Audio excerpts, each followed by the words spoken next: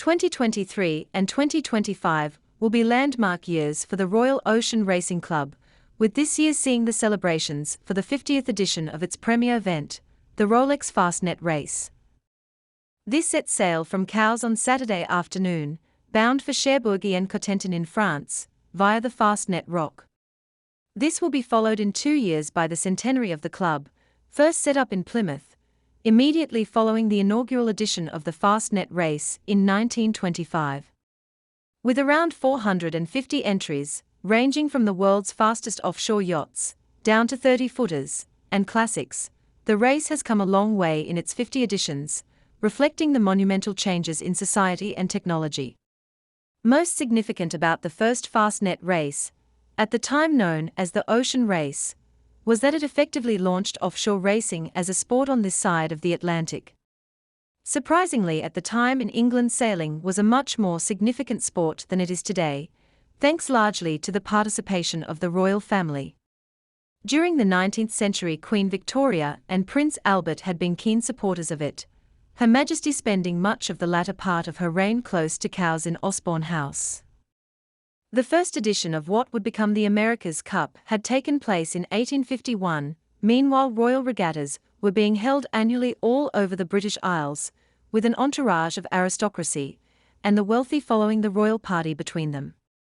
Yacht racing's position was further enforced in 1893, when the Prince of Wales, at the time Commodore of the Royal Yacht Squadron, launched the Royal Cutter Britannia.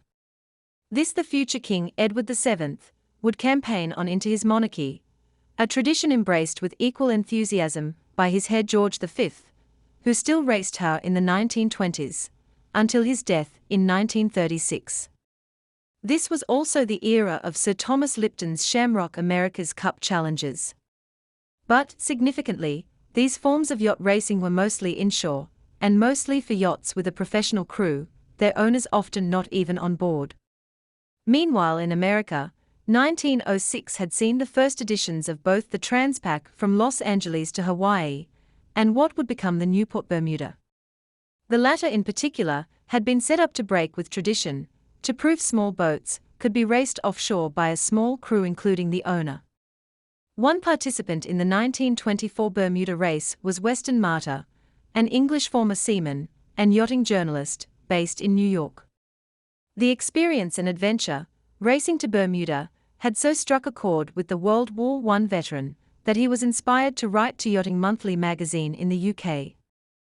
It is without question the very finest sport that a man can possibly engage in, for to play this game, at all it is necessary to possess in the very highest degree those hallmarks of a true sportsman: skill, courage, and endurance.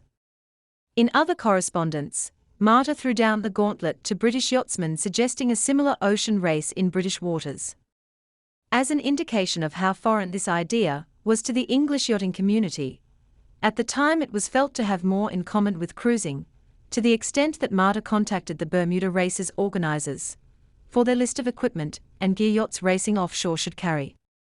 Not all were in favor of the idea.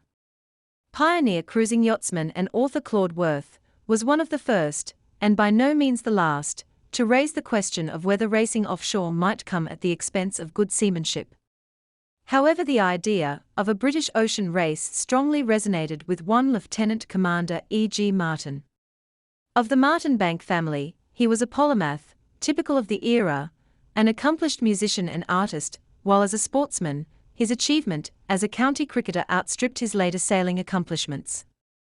A lifelong yachtsman with a keen interest in the working boats, Martin had successfully raced 6 meters, was Rear Commodore of the Royal Western Yacht Club, and also a member of the Royal Cruising Club. Meetings between Marter, Martin, Yachting Monthly editor Malden Hextall Smith, the trio who would form the Ocean Race Committee, plus Olympian Algernon Maudslay, and other influential figures such as Sir Ralph Gore, and the King's sailing master Sir Philip Hunloke, resulted in an agreement on what would become the classic course, from the Solent to the Fastnet Rock, and finishing in Plymouth. It would be open to any fully decked yacht of any rig, with a waterline length of 30 to 50 feet. They had to be in cruising trim, and carry a lifeboat. Following the Bermuda race's example, the committee was quick to limit professionals, only to those that could normally be accommodated in the forecastle, although these were more professional seafarers than modern-day pro-yacht racers. Boats would be measured according to a modified version of the Boat Racing Association's system to create an offshore rating. Martin donated the race's Challenge Cup, which the overall IRC winner of the Rolex Fastnet Race receives to this day.